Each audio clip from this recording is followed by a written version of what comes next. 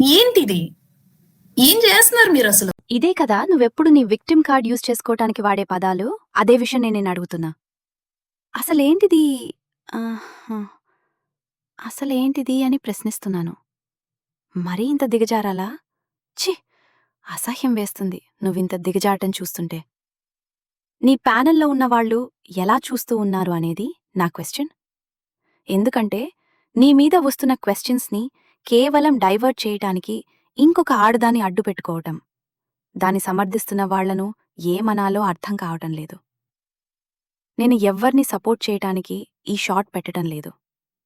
నేను కేవలం ఈ ఎన్ఆర్ఎఫ్ ఇంటిగ్రిటీని మాత్రమే క్వెశ్చన్ చేస్తున్నా.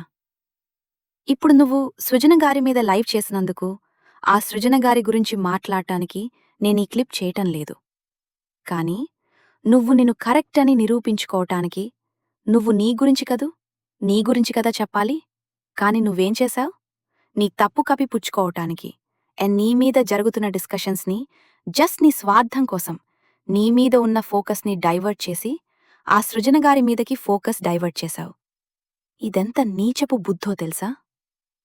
నువ్వు చేసిన తప్పు కప్పిపుచ్చుకోవటానికి సృజనగారిని షీల్డ్గా వాడుకున్నావు. మరీ ఇంత దిగజారలా?